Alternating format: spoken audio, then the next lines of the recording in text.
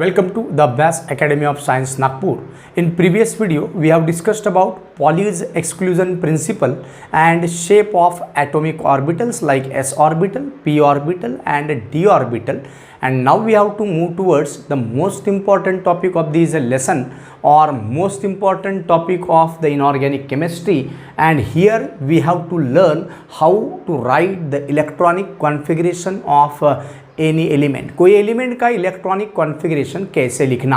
अब electronic configuration लिखने के लिए मुझे कुछ रूल्स के तरफ जाना पड़ता है और जो रूल्स है, पहला Aufbau principle, second Hund's rule of maximum multiplicity और तीसरा principle of extra stability. So कोई भी एटम का इलेक्ट्रॉनिक कॉन्फ़िगरेशन लिखना मतलब क्या होता है। सो कोई भी एटम में आपको अगर पता है तो कोई भी एटम के सेंटर में एक छोटा सा न्यूक्लियस होता है और इस न्यूक्लियस के अंदर होते हैं पॉजिटिवली चार्ज प्रोटॉन्स जिसको P+ से रिप्रेजेंट करता हूं मैं, और neutral neutrons. But we are not interested in protons and neutrons because we don't want to go towards the nuclear chemistry. We are interested in the electrons. Electrons में हमारा interest है दोस्तों। तो ये इलेक्ट्रॉन्स न्यूक्लियस के around में घूमते रहते हैं। सर ये रहा पहला शेल जो शेडेड पोर्शन से दिखा रहा हूँ, दूसरा जो अनशेडेड पोर्शन से दिखा रहा हूँ मैं, ये दूसरा शेल है। फिर से मैं शेडेड पोर्शन से जो रीजन दिखा रहा हूँ ये तीसरा शेल है और ये शेल में रहते हैं इलेक्ट्रॉन। चलो हम लोग माइंड में लेकर चल रहे हैं कि according to the Bohr's theory the electrons revolving around the nucleus like this। ये पहले शेल में कुछ इलेक्ट्रॉन है, दूसरे शेल में कुछ इलेक्ट्रॉन है। सो कोई भी एलिमेंट में प्रेजेंट रहने वाले इलेक्ट्रॉन्स और कोई भी एलिमेंट के एटम में प्रेजेंट रहने वाले प्रोटॉन्स, इनकी संख्या हमेशा फिक्स होती है और इक्वल होती है। And that number of protons और number of electrons present in an atom of any element is called as its atomic number। तो उसको एटॉमिक नंबर कहते हैं हम लोग। तो एटॉमिक नंबर मतलब क्या? कोई भी एलिमेंट के एटम में प्रेजेंट रहने वाले इलेक्ट्रॉन्स की संख्या या फिर प्रोटॉन्स की संख्या को हम लोग एटॉमिक नंबर कहते हैं और जिसे हम Z से रिप्रेजेंट करते हैं। अब ये एटॉमिक नंबर कोई भी एलिमेंट की फंडामेंटल प्रॉपर्टी होती है दोस्तों। It is a fundamental property of any element. Fundamental का मतलब जैसे मेरी फिंगरप्रिंट या मेरे डीएनए में प्रेजेंट रहने वाले नाइट्रोजन बेसेस का सीक्वेंस, ये मेरी फंडामेंटल प्रॉपर्टी है। कोई भी दुनिया का पर्सन, कोई भी दुनिया में ऐसा एनिमल नहीं है जिसकी फिंगरप्रिंट मेरे फिंगरप्रिंट से मैच होती हो। कोई भी दुनिया में ऐसा एनिमल नहीं है जिसमें डीएनए में प्रेजेंट रहने वाले नाइट्रोजन बेसेस का सीक्वेंस हुबेहूब मेरे डीएनए में प्रेजेंट रहने वाले नाइट्रोजन बेसेस के सीक्वेंस जैसा हो। सो फिंगरप्रिंट या फिर नाइट्रोजन बेसेस का sequence in DNA, that is my fundamental property. So atomic number भी कोई एलिमेंट की फंडामेंटल प्रॉपर्टी होती है। मतलब no two elements can have the same atomic number. यदि मैं कहूँ कि मेरे पास में एक एलिमेंट है जिसका एटॉमिक नंबर है 11, तो आप कहोगे सर वो दूसरा तीसरा कोई नहीं होगा, वो सोडियम ही रहना चाहिए। 11 एटॉमिक नंबर रहने वाला और कोई एलिमेंट नहीं रह सकता, या सोडियम का एटॉमिक नंबर 11 ही रहेगा, यह तय है। अगर मैं सिलिकॉन के तरफ चलता हूं तो सिलिकॉन का एटॉमिक नंबर आपको 14 दिखता है। यदि मैं चलता हूँ स्कैंडियम के तरफ तो स्कैंडियम का एटॉमिक नंबर हमको 21 ही दिखता है। यदि मैं कहूँ कि मेरे पास एक एलिमेंट है जिसका एटॉमिक नंबर 26 है, तो आप कहोगे सर वो दूसरा तीसरा कोई नहीं, फेरस है, आयरन है। इसका मतलब कोई भी दो एलिमेंट का एटॉमिक नंबर ये कभी भी सेम नहीं रह सकता। तो एटॉमिक नंबर का मतलब मैंने कहा कि सोडियम का एटॉमिक नंबर जैसे 11 है, तो सर इसका मतलब क्या है? इसका मतलब ये है कि सोडियम एलिमेंट का अगर एक एटम लोगे तो उसमें 11 इलेक्ट्रॉन्स न्यूक्लियस के अराउंड में घूम रहे होंगे और उसके न्यूक्लियस के अंदर 11 ही प्रोटॉन्स होंगे। न्यूट्रॉन्स की संख्या हम तय नहीं कर सकते एटॉमिक नंबर से, उसके लिए मुझे एटॉमिक मास नंबर के तरफ चलना होता है। फेरस का एटॉमिक नंबर 26 है। इसका मतलब फेरस नाम के एलिमेंट के एक एटम में 26 इलेक्ट्रॉन न्यूक्लियस के अराउंड में घूम रहे होंगे और न्यूक्लियस के अंदर ऐसे 26 ही प्रोटॉन्स प्रेजेंट रहते होंगे। ये होता है एटॉमिक नंबर का मतलब। तो कोई भी एलिमेंट का जब हम इलेक्ट्रॉनिक कॉन्फ़िगरेशन लिखते हैं तो इलेक्ट्रॉनिक कॉन्फ़िगरेशन का मतलब क्या होता है? इलेक्ट्रॉनिक कॉन्फ़िगरेशन का मतलब होता है कोई एटम में प्रेजेंट रहने वाले इलेक्ट्रॉन्स को शेल वाइज डिस्ट्रीब्यूट करना। ठीक है सर कि सोडियम का एटॉमिक नंबर 11 है, सोडियम के पास 11 इलेक्ट्रॉन हैं, तो सवाल ये है क्या सर 11 के 11 इलेक्ट्रॉन पहले ही शेल में है? सवाल ये है कि 11 के 11 इलेक्ट्रॉन दूसरे ही शेल में हैं। सवाल ये है कि 11 के 11 इलेक्ट्रॉन तीसरे ही शेल में हैं, या फिर सर पहले शेल में कितने, दूसरे शेल में कितने, तीसरे शेल में कितने। तो ये कोई एटम में प्रेजेंट रहने वाले इलेक्ट्रॉन का शेल वाइज, उसमें प्रेजेंट रहने वाले सब शेल वाइज उनका डिस्ट्रीब्यूशन करना, मतलब ही इलेक्ट्रॉनिक कॉन्फ़िगरेशन लिखना। तो ये electronic configuration that is the shell wise, sub shell wise, orbital wise distribution of electron present in an atom by using various rules that is called as electronic configuration। और ये various rules कौन से हैं? तो कौन से rules को mind में रखना पड़ता है जब कभी हम लोग कोई एलिमेंट का इलेक्ट्रॉनिक कॉन्फ़िगरेशन लिखने जाते हैं? तो रूल्स है sir, rule number 1 Aufbau principle, rule number 2 sir ये हर्न्स रूल ऑफ मैक्सिमम मल्टीप्लिसिटी, और rule number 3 principle of extra stability.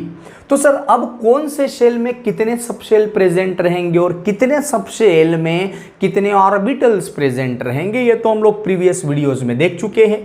तो यदि हम लोग कोई शेल को कोई एटम को मैग्नीफाई करके यदि मैं आपको दिखाता हूं, तो ये रहा सर कोई एलिमेंट का एटम।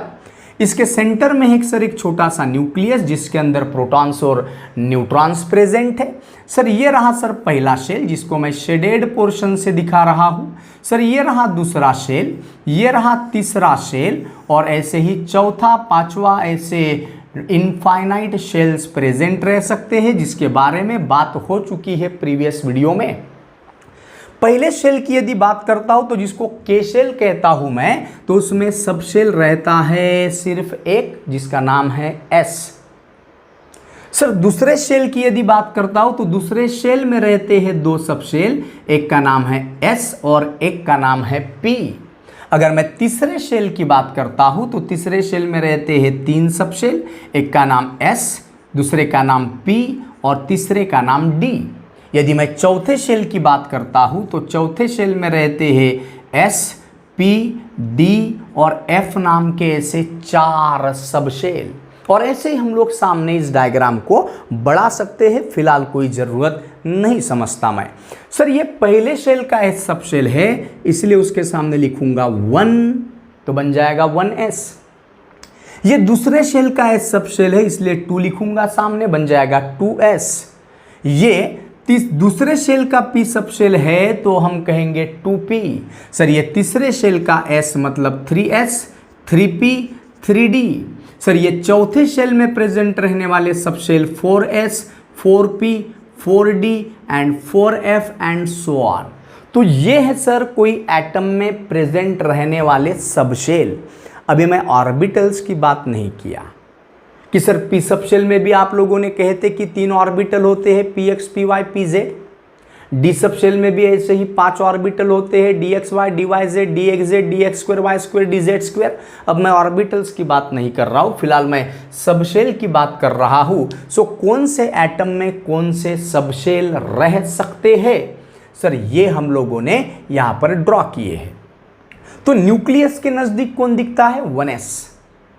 उससे दूर कौन दिखता है? 2s। उससे दूर कौन दिखता है? 2p। उससे दूर कौन दिखता है? 3s। उससे दूर कौन दिखता है? 3p। मतलब सर जैसे जैसे न्यूक्लियस से आप दूर जाते जा रहे हो वैसे वैसे उन इलेक्ट्रॉन के ऊपर न्यूक्लियस का पकड़ कमजोर हो रहा है। सो इलेक्ट्रॉन जितना ज़्यादा न्यूक्लियस से दूर रहेगा हम कहेंगे उसकी एनर्जी उतनी ही ज़्यादा रहेगी। सो 1s सबशेल की एनर्जी कम रहेगी, उससे ज़्यादा एनर्जी 2s की रहेगी, उससे ज़्यादा एनर्जी 2p की रहेगी, उससे ज़्यादा एनर्जी 3s की रहेगी। So energy goes on increasing as we move away from the nucleus. So sir Aufbau principle क्या कहता है, कोई एटम में प्रेजेंट रहने वाले सर इलेक्ट्रॉन को डिस्ट्रीब्यूट कैसे करना, ऑब्व्यू प्रिंसिपल, PLE आखिरी में। सो ऑब्व्यू प्रिंसिपल, ऑब्व्यू क्या है, ऑब्व्यू ये कोई साइंटिस्ट का नाम नहीं है दोस्तों, it is a German word, ये जर्मन वर्ड है। So Aufbau is a German word and which means building और कंस्ट्रक्शन। हम लोग हमारे इंडियन लैंग्वेज में हम लोग बिल्डिंग कहेंगे या फिर कंस्ट्रक्शन कहेंगे। ऑब्व्यू ये कोई साइंटिस्ट का नाम नहीं, that is a German word जिसका इंडियन मतलब होता है बिल्डिंग या फिर कंस्ट्रक्शन। तो ऑब्व्यू प्रिंसिपल कहता है कि जब कभी आप कोई एटम में प्रेजेंट रहने वाले इलेक्ट्रॉन का डिस्ट्रीब्यूशन करने जाओगे तो सर कौन सी एनालॉजी को यूज करना पड़ेगा। जैसे ऑब्व्यू मतलब समझते हम लोग, बिल्डिंग कंस्ट्रक्शन का मतलब समझते, यदि कोई दीवार बनानी है, मुझे वॉल बनानी है ईंटों की मदद से, ब्रिक्स की मदद से, तो आप लोग सबसे पहले फॉर एग्जांपल आपकी दीवार 10 फीट ऊंची है, तो सर हम सबसे पहली ईंट ऊपर रखेंगे या सबसे पहली ईंट नीचे रखेंगे। तो आप कहोगे सर ऊपर कैसे रखेंगे, सबसे पहले तो हम नीचे ईंट रखेंगे, उसके ऊपर और एक ईंट, उसके ऊपर और एक ईंट, उसके ऊपर और एक ईंट, मतलब ईंट रखी जा रही है एक के ऊपर एक। मतलब पहले लोअर एनर्जी पर ईंट रखे, हायर एनर्जी पर दूसरी ईंट रखे, उससे ज़्यादा हायर एनर्जी पर तीसरी ईंट रखे, उससे ज़्यादा हायर एनर्जी पर चौथी ईंट रखे। मतलब जब आप उस वॉल का कंस्ट्रक्शन कर रहे थे तो आप ईंटें रख रहे थे पहले लोअर एनर्जी स्टेट पर और बाद में हायर एनर्जी स्टेट पर।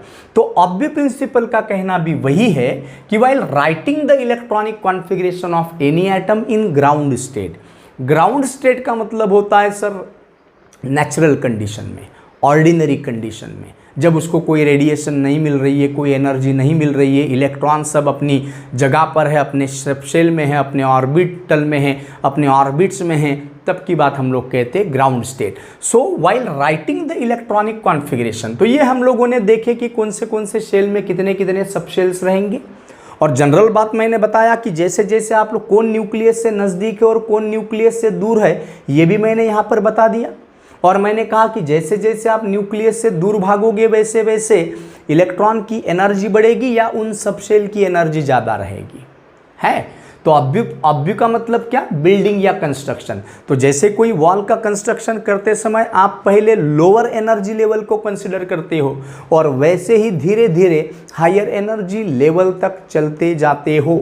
सो Aufbau principle also states that, या Aufbau principle states that in while writing the electronic configuration of any atom in ground state, electron are filled in various subshells, या कोई book में orbitals भी लिखा हुआ है लेकिन ऑर्बिटल्स कहना सही नहीं होगा। Electrons are filled in various subshell according to their increasing energy level. It means that electrons are first filled in lower energy subshell, electrons then enter in higher energy subshell. So that is the statement of Aufbau principle. So Aufbau principle का कहना ऐसा है कि कोई atom का आप ground state में जब इलेक्ट्रॉनिक कॉन्फ़िगरेशन लिखने जाओगे तो तब आपको इलेक्ट्रॉन पहले लोअर एनर्जी सबशेल में रखना पड़ेगा और लोअर एनर्जी सबशेल यदि भर जाता है तो इलेक्ट्रॉन भरना पड़ेगा आपको सक्सेसिवली हायर एनर्जी के सबशेल में, and that is nothing but the principle we called it as Aufbau principle. So in the ground state of an atom, electrons are filled in various subshell according to their increasing energy level, it means electrons are first filled in lower energy orbitals or subshell and then electron enters in higher energy subshell. subshell की बात कर रहा हूं मैं, orbitals की बात यहां नहीं करना मुझे, या फिर ऑर्बिटल्स कहना फिलहाल तो भी आपको समझने के लिए सही नहीं रहेगा। तो सर इलेक्ट्रॉन भरते ऐसे लोअर एनर्जी सबशेल में पहले और बाद में जाते हैं इलेक्ट्रॉन हायर एनर्जी सबशेल में। तो अब अगर हम लोग देख रहे हैं तो ये इलेक्ट्रॉन पहले कहाँ जाना चाहिए, न्यूक्लियस से नज़दीक है 1s, तो 1s की एनर्जी सबसे कम है तो इलेक्ट्रॉन पहले 1s में भरना चाहिए। उससे ज़्यादा एनर्जी 2s की है, इलेक्ट्रॉन बाद में 2s में भरना चाहिए। s भरने के बाद 1s भरने के बाद 2s भरने के बाद इलेक्ट्रॉन जाने चाहिए 2p सबशेल में, 2p भरने के बाद इलेक्ट्रॉन जाने चाहिए 3s सबशेल में, 3s सबशेल के बाद इलेक्ट्रॉन जाना चाहिए 3p सबशेल में एंड सो ऑन, ऐसा होना चाहिए। 3p के बाद इलेक्ट्रॉन कहाँ भरना चाहिए, 3d में भरना चाहिए। सो 3p के बाद इलेक्ट्रॉन भरना चाहिए 3d में, 3d के बाद इलेक्ट्रॉन कहाँ जाना चाहिए, 4s में जाना चाहिए, क्योंकि 3d नज़दीक है न्यूक्लियस से, 4s दूर है न्यूक्लियस से। सो 3d की एनर्जी कम रहनी चाहिए और 4s की एनर्जी ज़्यादा रहनी चाहिए। तो 4p के बाद एक्सपेक्टेड है इलेक्ट्रॉन 3d में जाए और 3d भरने के बाद इलेक्ट्रॉन कहाँ जाना चाहिए, 4s में जाना चाहिए। सो 3d के बाद इलेक्ट्रॉन जाना चाहिए 4s में, उसके बाद वैसे ही 4p में एंड सो ऑन, ऐसा होना चाहिए सर, जैसे आपने डायग्राम ड्रॉ किए। लेकिन होता क्या है, इलेक्ट्रॉन पहले 3p में भरेगा, 3p के बाद इलेक्ट्रॉन जाना चाहिए था 3d में और बाद में भरना चाहिए 4s में, लेकिन 3p के बाद पहले इलेक्ट्रॉन भरता है 4s में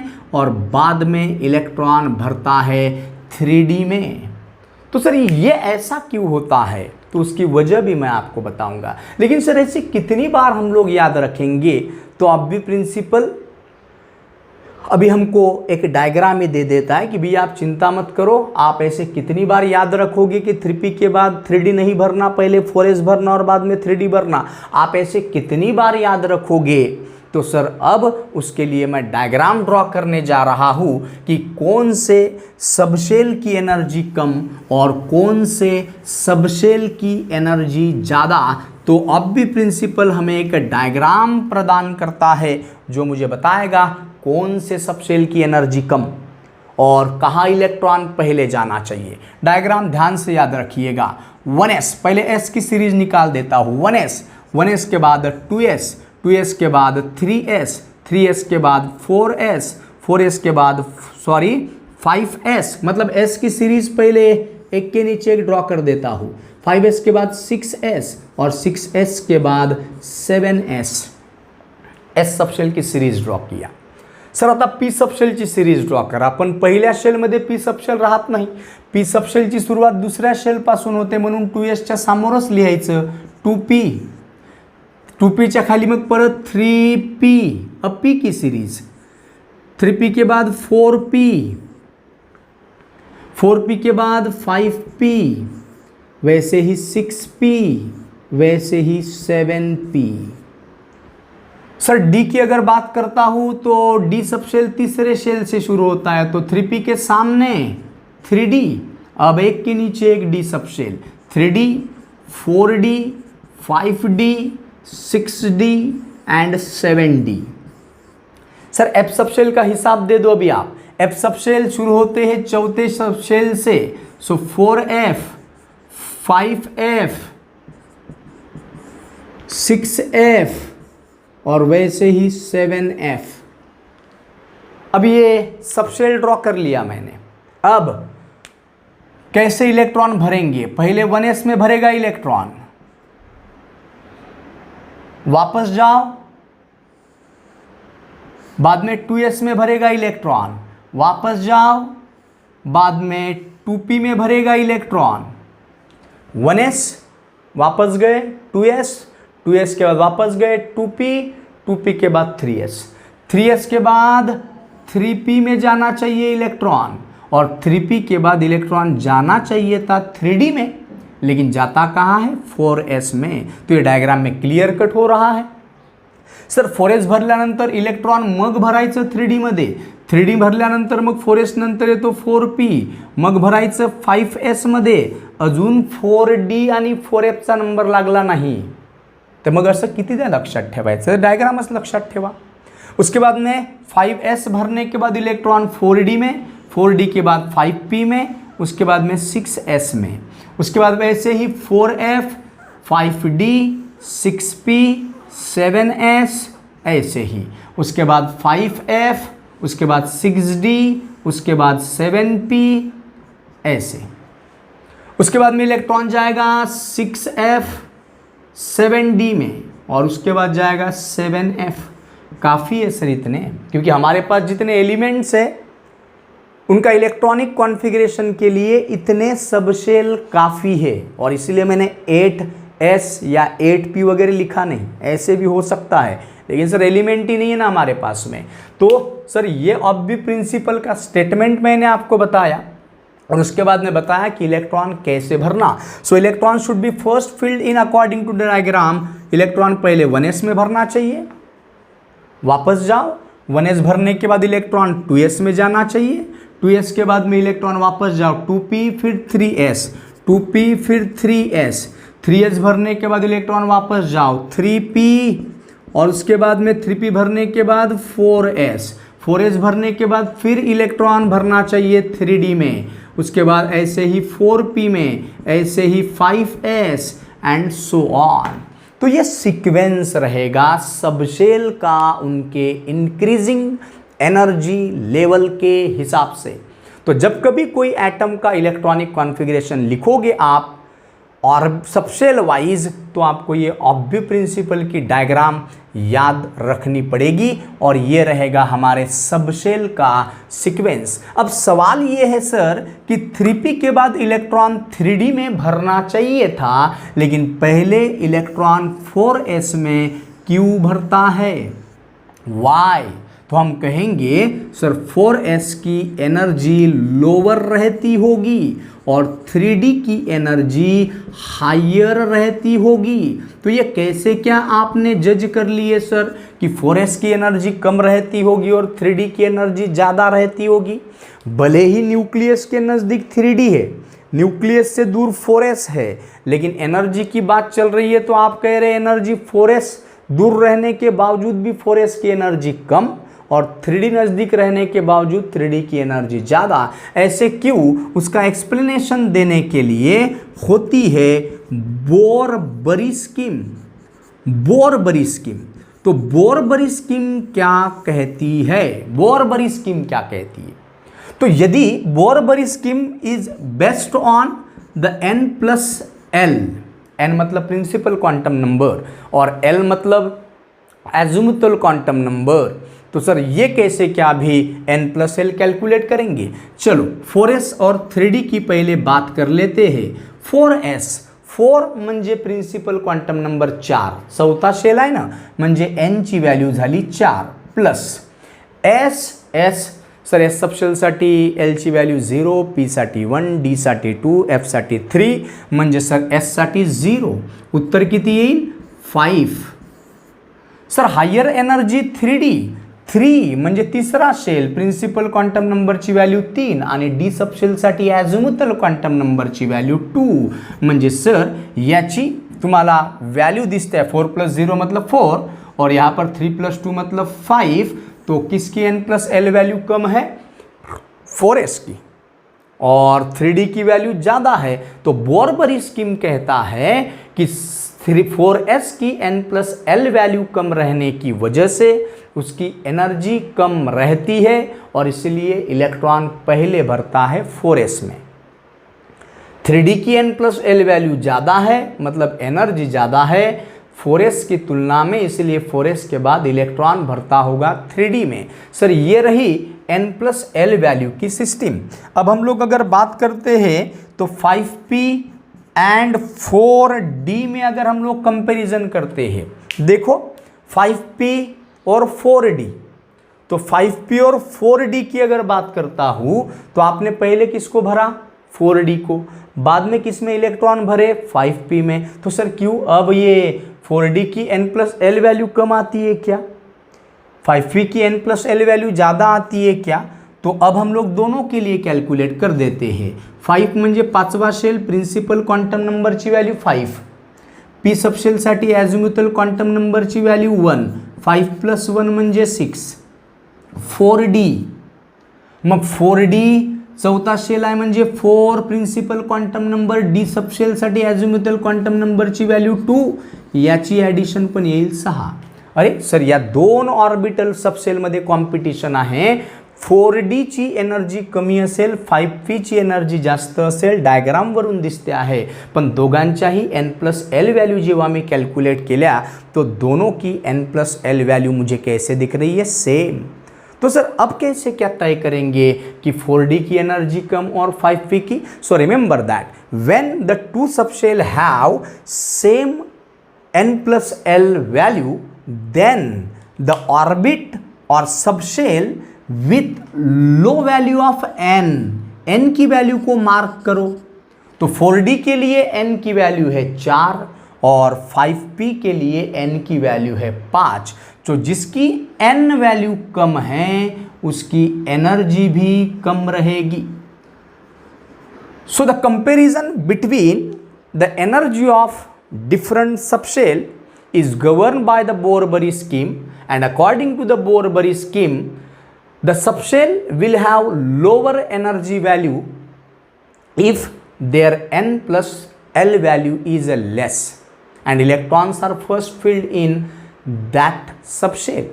But what happens when two subshell have same n+n value? So according to the Bohr-Bury scheme, in such cases the subshell with lower value of principal quantum number will have lower energy and electrons are filled in that subshell. So this is about the Abbe principle. So electron configuration लिखने के लिए आपको पहले 1s में electron भरना पड़ेगा, 1s भर जाने के बाद 2s में, 2s भर जाने के बाद 2p में, 2p भरने के बाद 3s, 3s भरने के बाद 3p, 3p भरने के बाद ध्यान रहे पहले 4s में भरना, बाद में 3d में भरना। डायग्राम याद रखिएगा। So this is one of the most important topic of this lesson and that is अब्बे प्रिंसिपल। नाउ अभी हम लोग सबशेल का हिसाब दे दिए कि कौन से सबशेल की एनर्जी कम रहेगी और कौन से सबशेल की एनर्जी ज़्यादा रहेगी। ये हमने बोर-बरी स्कीम से समझ लिए और कहे कि जिस सबशेल की एनर्जी कम होगी इलेक्ट्रॉन पहले उस सबशेल में भरा जाएगा और जिस सबशेल की एनर्जी ज़्यादा होगी इलेक्ट्रॉन उसमें बाद में भरा जाएगा। ये अब्बे प्रिंसिपल की बात चल रही थी। मैं चल रहा हूँ सेकेंड प्रिंसिपल के तरफ या रूल के तरफ। सो हंस रूल, हंस ये साइंटिस्ट का नाम, हंस rule of maximum multiplicity. Maximum multiplicity मतलब समझते हैं कि मैक्सिमम मल्टीप्लिसिटी का मतलब क्या है, हंस नाम के साइंटिस्ट ने दिया हुआ ये रूल है। सो ठीक है सर, अकॉर्डिंग टू द अब्बे प्रिंसिपल जिस सबशेल की एनर्जी कम इलेक्ट्रॉन पहले उसमें भरा जाएगा और जिस सबशेल की एनर्जी ज़्यादा उसमें इलेक्ट्रॉन बाद में भरा जाएगा। लेकिन हम अब बात करेंगे कि सबशेल में होते हैं ऑर्बिटल्स या सबशेल का ओरिएंटेशन अलग अलग रह सकता है। सो अब सर उसी अलग अलग ओरिएंटेशन को आप कहते हो ऑर्बिटल्स, या सिंपली कंसेप्ट समझने के लिए सबशेल में होते हैं ऑर्बिटल्स। ठीक है सर, अब्बे प्रिंसिपल ने बता दिया हमको कि जिस सबशेल की एनर्जी कम रहेगी उसमें इलेक्ट्रॉन पहले भरो और जिस सबशेल की एनर्जी ज़्यादा रहेगी उसमें इलेक्ट्रॉन बाद में भरो। लेकिन what about the orbitals? Nitrogen की अगर बात करता हूं तो नाइट्रोजन का एटॉमिक नंबर है 7। एटॉमिक नंबर 7 है, इसका मतलब नाइट्रोजन के पास 7 इलेक्ट्रॉन है।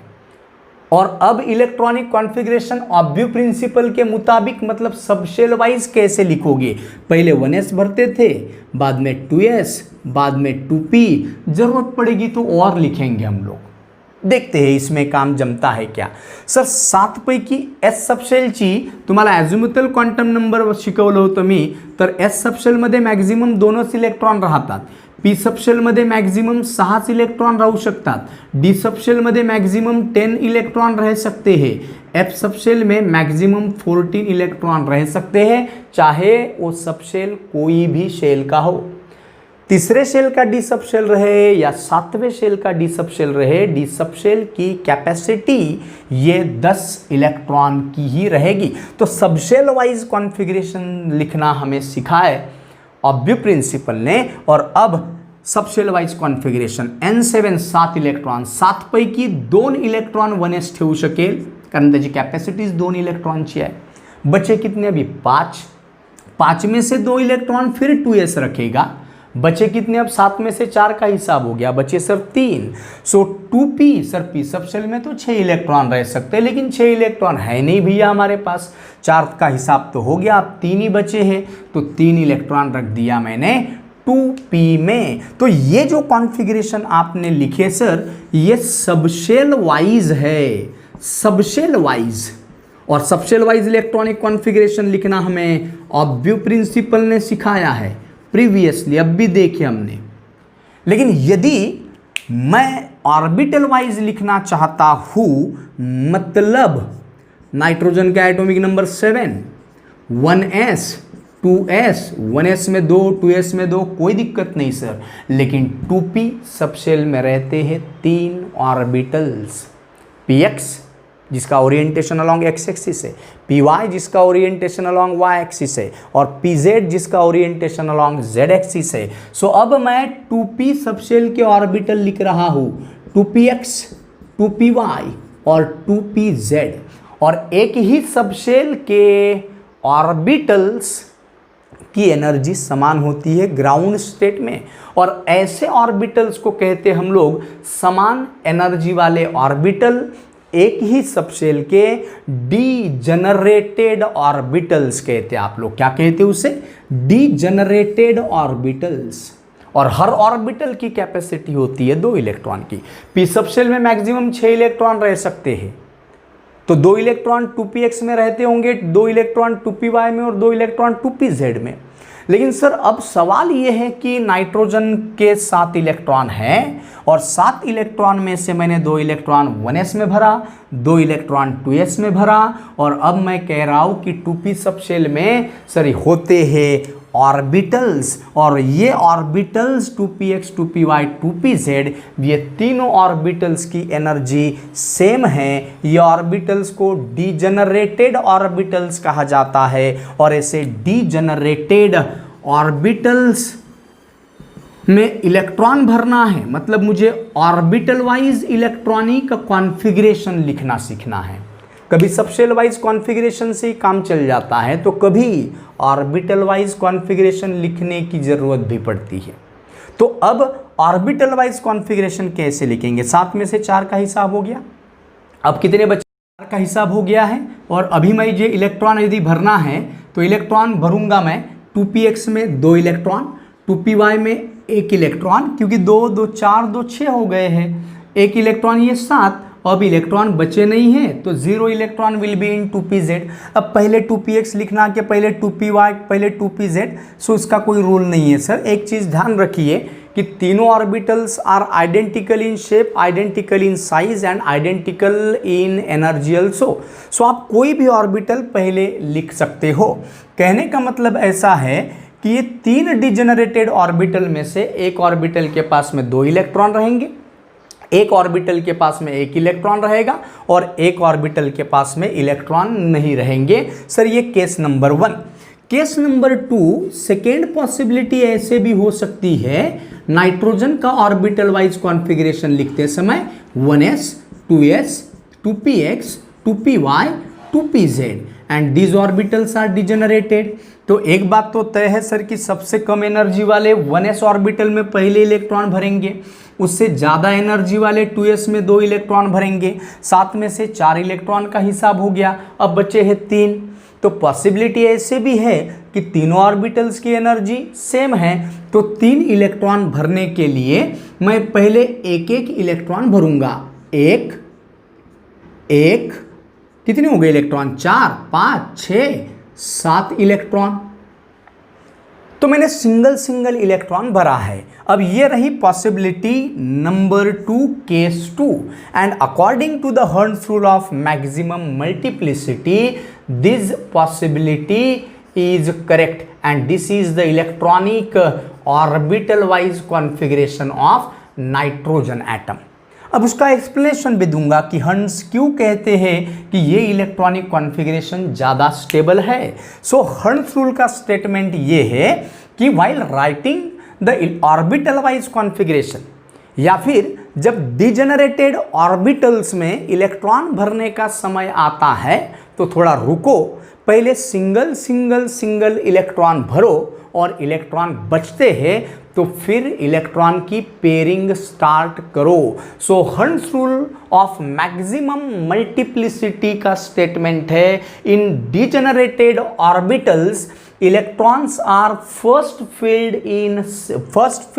singly and if electron remains then pairing of electron takes place to give maximum multiplicity। So maximum multiplicity मिलती है जब आप इलेक्ट्रॉन को पहले सिंगली भरते हो और बाद में पेयरिंग स्टार्ट करते हो। ये भी मल्टीप्लिसिटी का मतलब हम लोग यहां पर समझने वाले हैं। तो multiplicity can be calculated by m equals to twice s plus 1 where s is the resultant spin. S resultant spin कहलाता है। जबकि सेकेंड कॉन्फ़िगरेशन के समय में भी हम ऐसे ही मल्टीप्लिसिटी ट्वाइस s प्लस 1 से कैलकुलेट करेंगे। तो हर्ट्ज कहते हैं सेकेंड इलेक्ट्रॉनिक कॉन्फ़िगरेशन करेक्ट है क्योंकि मल्टीप्लिसिटी का आंसर मैक्सिमम आता होगा। मतलब आप कोई एलिमेंट का जब ऑर्बिटल वाइज कॉन्फ़िगरेशन लिखोगे तो पहले इलेक्ट्रॉन सिंगल सिंगल भरिए, बाद में इलेक्ट्रॉन पेयर अप कीजिए अगर इलेक्ट्रॉन बचते हैं तो। ऐसा करने से आपके उस सिस्टम के मल्टीप्लिसिटी का आंसर मैक्सिमम आता है। तो कैसे मल्टीप्लिसिटी कैलकुलेट करना? तो पहले केस के लिए अब ये दो इलेक्ट्रॉन है मतलब एक क्लॉकवाइज एक एंटी क्लॉकवाइज, ये दो इलेक्ट्रॉन है मतलब एक क्लॉकवाइज एक एंटी क्लॉकवाइज। अब इनके बारे में हम लोग बात करते हैं जरा कि इनके इलेक्ट्रॉनिक कॉन्फ़िगरेशन में हमारा इंटरेस्ट है, ये कॉन्फ़िगरेशन में हमारा इंटरेस्ट है। तो अब देखिए जरा कि पहले कॉन्फ़िगरेशन में 2px में कितने इलेक्ट्रॉन है? 2। अगर एक ऑर्बिटल में 2 इलेक्ट्रॉन हैं तो एक बात तय है सर कि एक इलेक्ट्रॉन घूमता होगा क्लॉकवाइज मोशन से जिसका स्पिन क्वांटम नंबर रहेगा +1/2। दूसरा इलेक्ट्रॉन बेशक एंटी क्लॉकवाइज डायरेक्शन में रोटेट होता होगा -1/2। सर 2py में एक ही इलेक्ट्रॉन है तो मैं कहूँगा उसका स्पिन क्वांटम नंबर +1/2 है। अब साइन ये मायने नहीं रखेगा, इट रिप्रेजेंट्स ओनली डायरेक्शन। तो अभी मुझे इन सभी इलेक्ट्रॉन्स का रिजल्टेंट स्पिन s निकालना है। तो पहले इलेक्ट्रॉन का स्पिन क्वांटम नंबर +1/2, दूसरे इलेक्ट्रॉन का स्पिन क्वांटम नंबर -1/2, तीसरे का फिर से +1/2। सो +1/2 -1/2 cancel, so resultant spin will be 1/2। So now I am going to put here the value of s is 1/2. So 1/2 plus 1. So 2 will get cancelled and answer becomes 1 plus 1 and answer will be 2. तो पहले configuration के लिए multiplicity का answer 2 आ रहा है, जबकि दूसरे के लिए जहां पर आपके इलेक्ट्रॉन ज़्यादा से ज़्यादा अनपेयर्ड दिख रहे हैं तो सर एक इलेक्ट्रॉन है तो सर हम मान के चलते हैं क्लॉकवाइज, एक इलेक्ट्रॉन है मान के चलते हैं क्लॉकवाइज, एक इलेक्ट्रॉन है मान के चलते हैं क्लॉकवाइज। मतलब अगर एक ही इलेक्ट्रॉन है तो आप +1/2 लिख सकते हैं, नहीं तो -1/2 लिख सकते हो। साइन का यहाँ पर मुझे कोई काम पड़ने वाला है नहीं। तो यदि मैं अभी इनका s कैलकुलेट करना चाहता हूँ रिजल्टेंट स्पिन क्वांटम नंबर, सो +1/2 सभी इलेक्ट्रॉन के स्पिन क्वांटम नंबर की एडिशन मतलब रिजल्टेंट स्पिन। तो सर यार डिनोमिनेटर सेम है तो डिनोमिनेटर रहेगा 2 और न्यूमरेटर में जो भी आंकड़े हैं 1 1 1 उनके बीच में ऑपरेटर है प्लस। सो 1 + 1 + 1 मतलब 3। सो रिजल्टेंट स्पिन आया है 3/2। So now I am going to put here s equals to 3/2. So 2 into s के जगह पर 3/2 plus 1. So 2 will get cancelled. 3 plus 1 4. तो सेकेंड केस में मल्टीप्लिसिटी का आंसर ज्यादा आ रहा है, तो हम कहेंगे कि सर ये सेकेंड कॉन्फ़िगरेशन करेक्ट रहेगा। So Hund's rule of maximum multiplicity क्या कहता है कि जब आपको एक ही सबशेल के डिजेनरेटेड ऑर्बिटल्स में जब इलेक्ट्रॉन भरने होते हैं तो थोड़ा रुकिए, पहले सिंगल सिंगल इलेक्ट्रॉन भरने की कोशिश कीजिए, इलेक्ट्रॉन बचते हैं तो फिर पेयरिंग करना। ऐसा करने से उस सिस्टम के मल्टीप्लिसिटी का आंसर मैक्सिमम आता है और ऐसा कॉन्फ़िगरेशन ज़्यादा स्टेबल रहता है।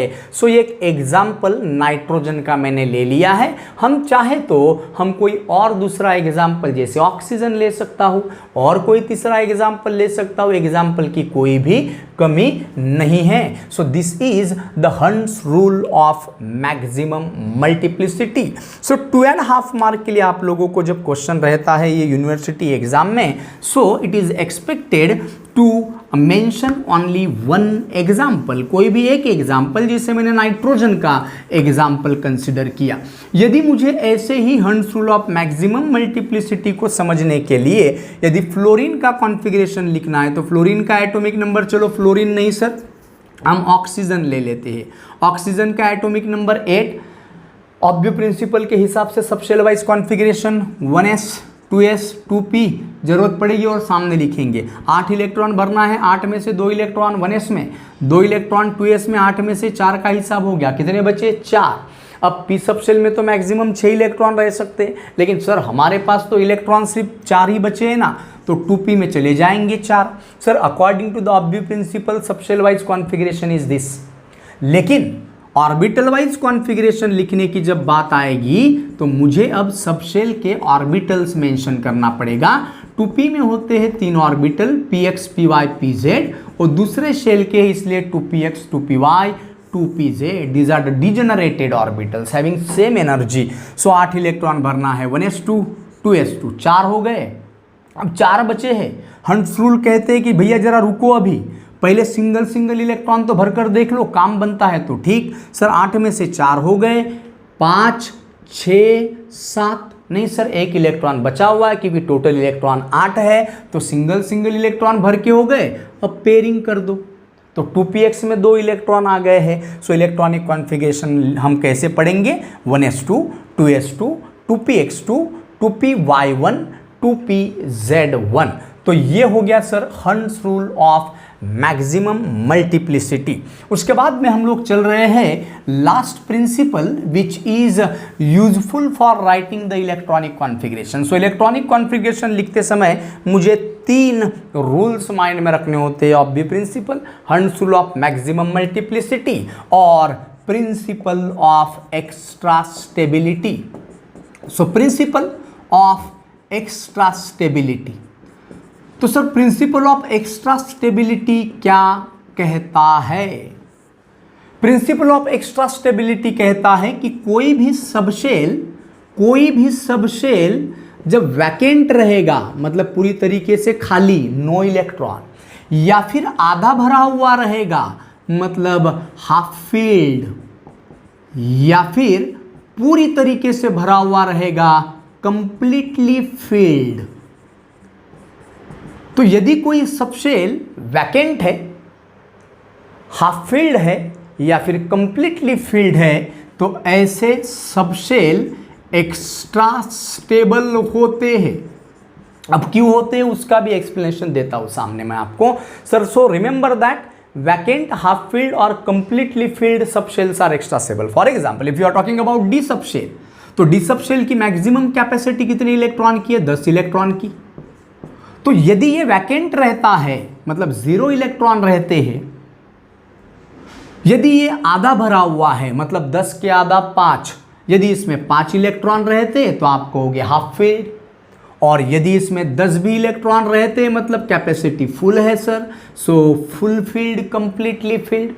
तो डी सब शेल में 0 इलेक्ट्रॉन रहना पसंद करेंगे, 5 इलेक्ट्रॉन रहना पसंद करेंगे, 10 इलेक्ट्रॉन रहना पसंद करेंगे, क्योंकि सर ऐसे सिचुएशन में डी सब शेल ये एक्स्ट्रा स्टेबल रहेगा। सो प्रिंसिपल ऑफ एक्स्ट्रा स्टेबिलिटी क्या कहता है कि यदि कोई सबशेल का कॉन्फ़िगरेशन ये ऐसे एक्स्ट्रा स्टेबल कॉन्फ़िगरेशन के यदि नज़दीक है, मतलब कोई सबशेल में यदि 4 इलेक्ट्रॉन है तो हाफ फील्ड बनने के लिए उसको कितना इलेक्ट्रॉन चाहिए? सिर्फ 1, 5 बन जाएंगे, हाफ फील्ड बन जाएगा। तो यदि कोई सबशेल का कॉन्फ़िगरेशन ये हाफ फील्ड, वैकेंट या कंप्लीटली फील्ड के नज़दीक है, तो ऐसे केसेस में वो D4 सबशेल किसी के पास से 1 इलेक्ट्रॉन उधार लेकर D5 बनने की कोशिश करता है, and that is the principle of extra stability.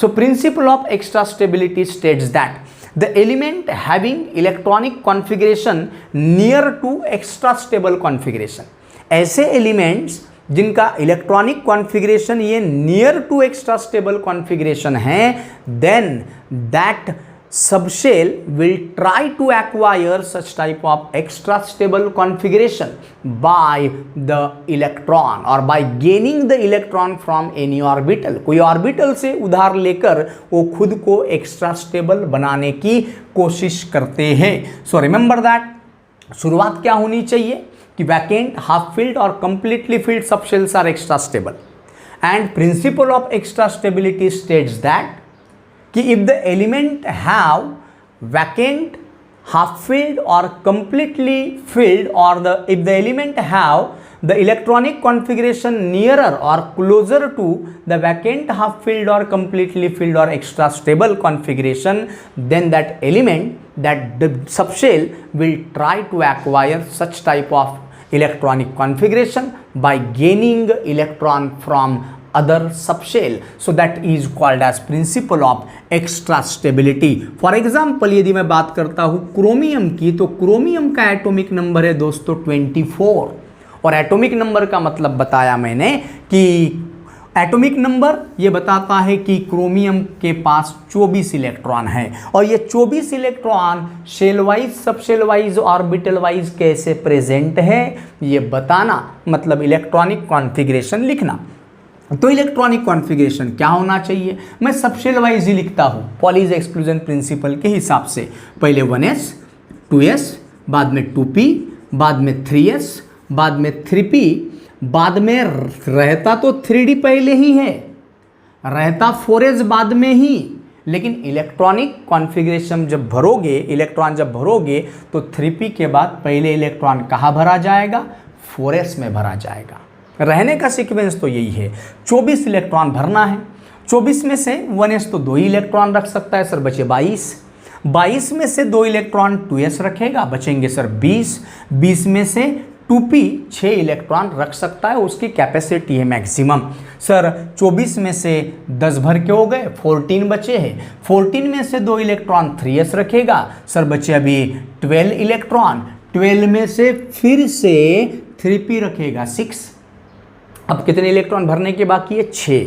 तो 3p के बाद अब इलेक्ट्रॉन कहाँ जाना चाहिए? पहले 4s में। सो 4s की कैपेसिटी तो 2 ही इलेक्ट्रॉन की है, अब कितने इलेक्ट्रॉन बचे? 4। 24 में से 20 का हिसाब हो गया, 4 बचे हैं। सर डी सबशेलची कॅपॅसिटी मॅक्झिमम 10 इलेक्ट्रॉनची आहे, पण इलेक्ट्रॉन आमच्याकडे 4च उरले आहेत, म्हणजे 4ही इलेक्ट्रॉन डी सबशेलमध्ये येईल असं इलेक्ट्रॉनिक कॉन्फिगरेशन असायला पाहिजेत। So this is the expected electronic configuration of chromium, but actual क्या है? But actual electronic configuration, but the actual electronic configuration of chromium is क्या है? Sir according to the principle of extra stability, sir D subshell में कितने electron है? 4। सो D subshell में यदि 4 electron है तो डी सबशेल की मैक्सिमम कैपेसिटी 10 इलेक्ट्रॉन की, और यदि इसमें 0 इलेक्ट्रॉन रहते हैं तो ये वैकेंट, 5 इलेक्ट्रॉन रहते हैं तो आधा भरा हुआ हाफ फील्ड, 10 इलेक्ट्रॉन रहते हैं तो पूरा भरा हुआ कंप्लीटली फील्ड।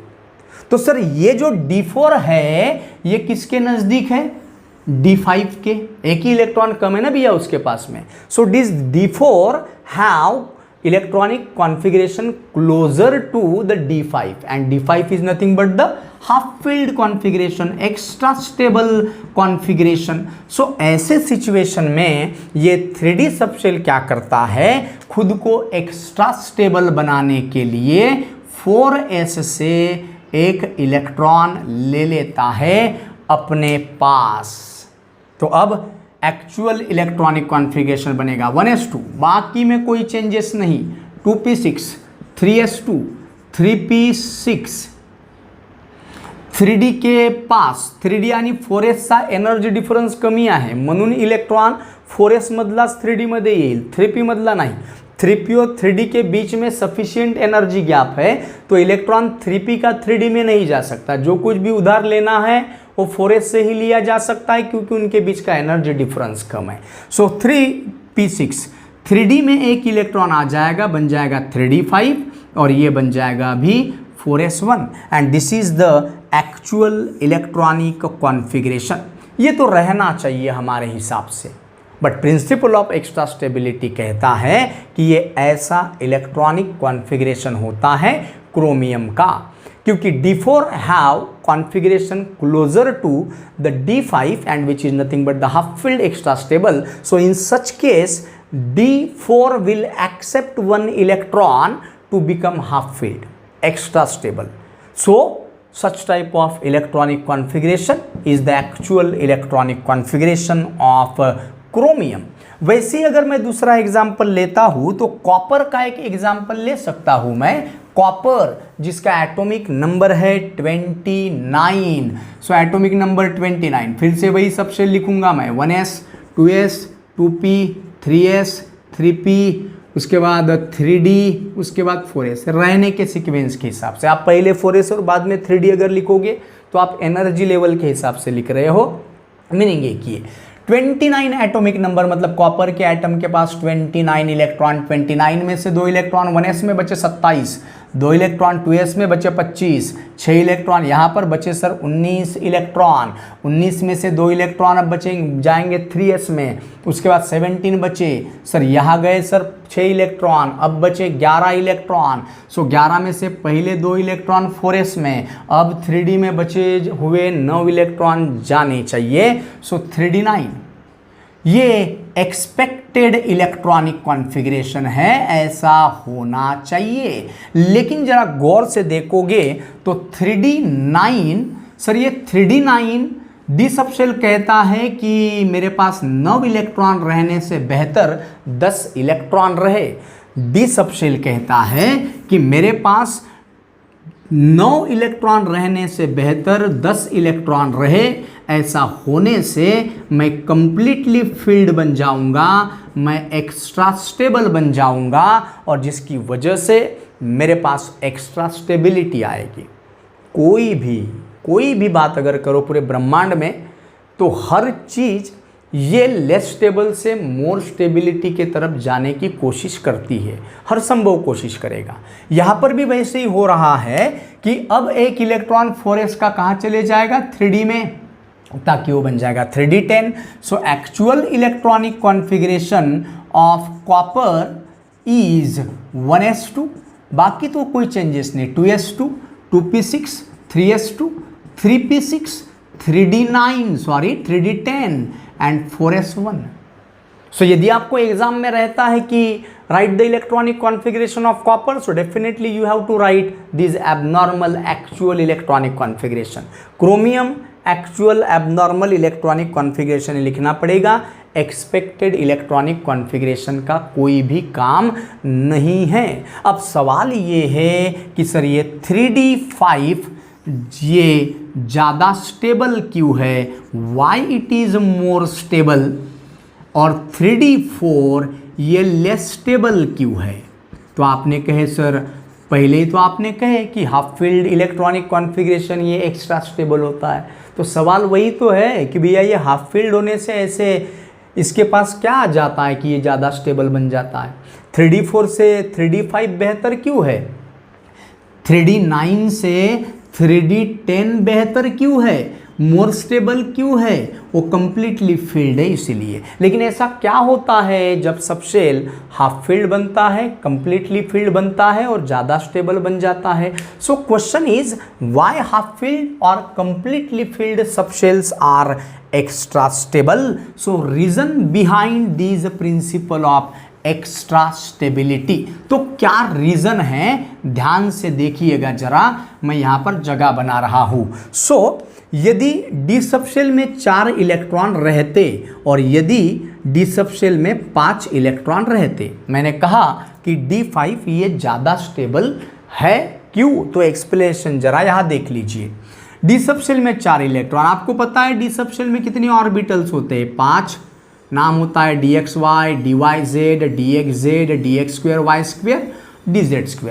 मैं ये पांचों ऑर्बिटल को ऐसे बॉक्सेस के फॉर्म में लिख रहा हूं। वैसे ही सर ये डी सबशेल में ऐसे ही 5 ऑर्बिटल, 1 2 3 4 5। अब 4 इलेक्ट्रॉन भरना है तो 1 2 3 4, और यदि 5 इलेक्ट्रॉन भरना है तो 1 2 3 4 5। पहले सिंगल सिंगल कहे ना आपने हंसुल के हिसाब से। तो सर D4 में, इन D4 system 1 orbital is empty, vacant, whereas 4 orbitals have single unpaired electron. But in D5 system, all the orbitals have same number of electrons. Same number of electrons, equal distribution of electron in D5 system. और equal distribution रहने की वजह से, symmetrical distribution रहने की वजह से sir आपको पता है symmetry gives stability to system. जैसे यदि मैं ऐसे 8-10 एप्पल लेके आता हूँ या फिर 8-10 मैंने चॉकलेट लेके आया और मेरे क्लासरूम में मान के चलो 10 बच्चे हैं और मैं जेब में भर के 10 चॉकलेट लेकर आया और मैं क्या कर रहा हूँ, इसको 2 दे रहा हूँ, इसको 3 दे रहा हूँ, इसको 1 दे रहा हूँ, इसको 4 दे रहा हूँ मान के चलो, और 4-5 बच्चे तो भैया खाली हाथ, उनको तो दिया ही नहीं मैंने। तो मैंने अनसिमेट्रिकल डिस्ट्रीब्यूशन किया जो कुछ भी मेरे पास मटेरियल था। ऐसे केसेस में कुछ बच्चे खुश होंगे तो कुछ बच्चे मुंह फुलाएंगे, मतलब लेस स्टेबल रहेंगे, और कुछ बच्चे ज़्यादा स्टेबल। तो आपने सिस्टम, आपका जो ओवरऑल सिस्टम है, ये कुछ बच्चे मुंह फुलाए रहने की वजह से आपका सिस्टम लेस स्टेबल हुआ। तो दूसरे दिन मैंने क्या किया, फिर 10 बच्चे हैं, 10 चॉकलेट लेकर आया और सबको एक एक ही चॉकलेट दिया। सेम चॉकलेट भी सेम रहना चाहिए, सिमेट्रिकल। तो अब सब खुश, इक्वल डिस्ट्रीब्यूशन, सिमेट्रिकल डिस्ट्रीब्यूशन, सब खुश, सिस्टम ज़्यादा स्टेबल। सो रिमेंबर दैट एक सिमेट्री की वजह होती है। So principle of extra stability के पीछे एक रीजन होता है symmetry. So always remember that symmetry gives stability to system. बताया एक्सप्लेनेशन। दूसरी बात एक्सचेंज एनर्जी की करता हूं। Second reason exchange energy. अब ये एक्सचेंज एनर्जी क्या होती है?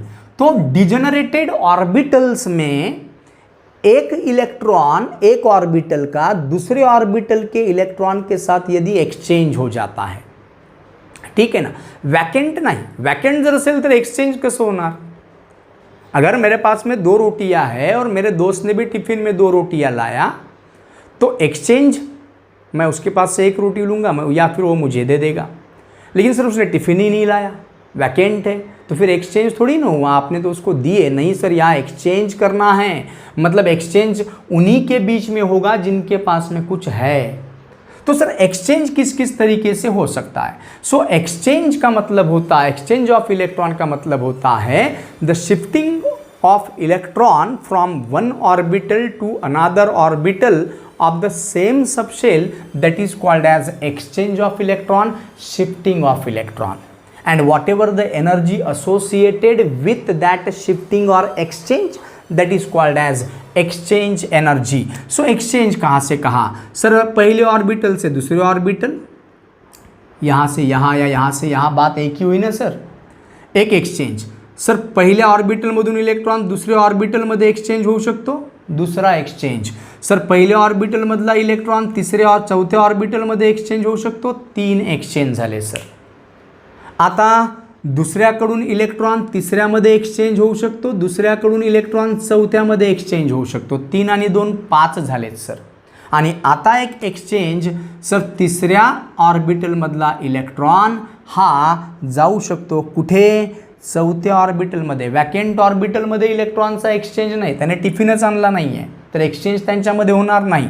सो नंबर ऑफ एक्सचेंज कितने हैं, जितने ज़्यादा एक्सचेंज होंगे उतनी ही ज़्यादा एक्सचेंज एनर्जी और उतना ही ज़्यादा stable. So number of exchange are 6 in case of D4 system.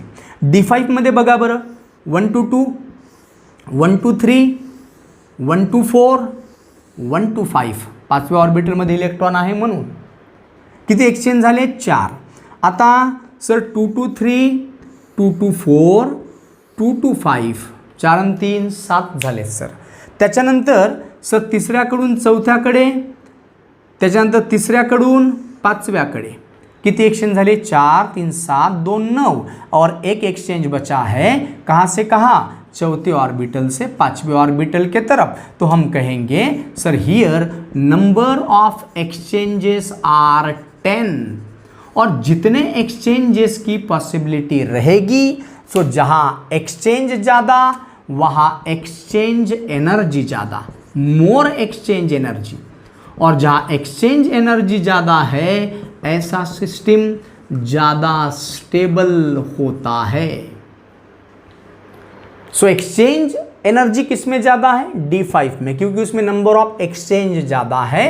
And ये दो वजह है, एक symmetrical distribution gives stability to system, and second in such cases half filled or completely filled subshell, in such cases number of exchanges are more exchange energy and more stability. Same analogy you can apply on D9 D10 system.